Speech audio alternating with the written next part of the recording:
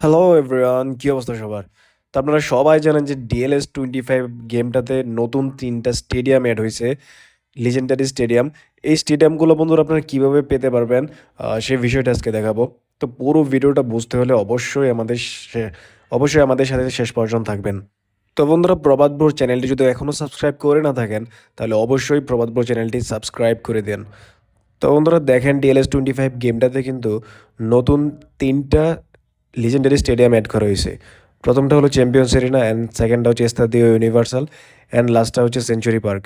তো বন্ধুরা, এই 3টা স্টেডিয়াম যদি আপনারা কিনতে চান, তাহলে দেখেন প্রথম যদি এই এস্তাদিও ইউনিভার্সাল স্টেডিয়ামটা নিতে চান, তাহলে দেখেন আপনাদেরকে অবশ্যই বন্ধুরা 1250 ডায়মন্ড কিন্তু এখানে খরচ করতে হবে। অ্যান্ড 1250 ডায়মন্ড যদি খরচ করেন, তাহলে এই স্টেডিয়ামটা পেয়ে যাবেন। অ্যান্ড সেকেন্ড যেটা সেঞ্চুরি পার্ক, সেটা বন্ধুরা কিনতে হলে অবশ্যই আপনাকে 29.998 ডলার খরচ করতে হবে, যেটা কিনা হিউজ বন্ধুরা। তো এই ডলার যদি আপনারা খরচ করেন, তাহলেই কিন্তু এই স্টেডিয়ামটা পাবেন। অ্যান্ড থার্ড হচ্ছে যে চ্যাম্পিয়ন্স এরেনা, সেটা যদি আপনারা কিনতে চান, তাহলে এখানে আপনাদেরকে $34 খরচ করতে হবে। তো বন্ধুরা, প্রথমত বলবো যে এই স্টেডিয়ামগুলা আপনারা কখনোই কিনবেন না, কারণ এই স্টেডিয়ামগুলোতে খুব বেশি ফিচার্স যে আপনারা পাবেন, খুব বেশি সুবিধা যে পাবেন, মোটেও কিন্তু তেমন না।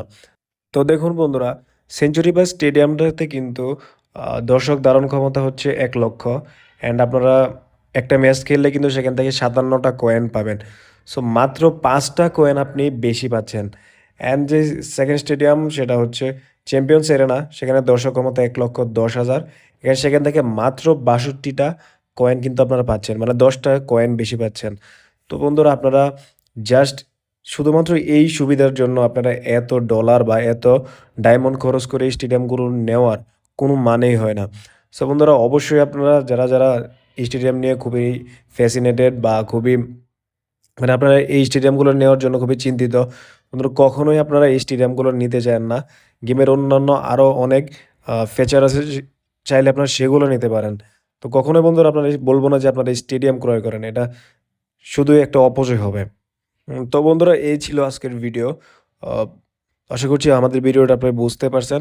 তো ভিডিওটা কোথাও বুঝতে সমস্যা হলে আমাদেরকে জানিয়ে দেন। তো ধন্যবাদ সবাইকে এতক্ষণ আমাদের সাথে থাকার জন্য।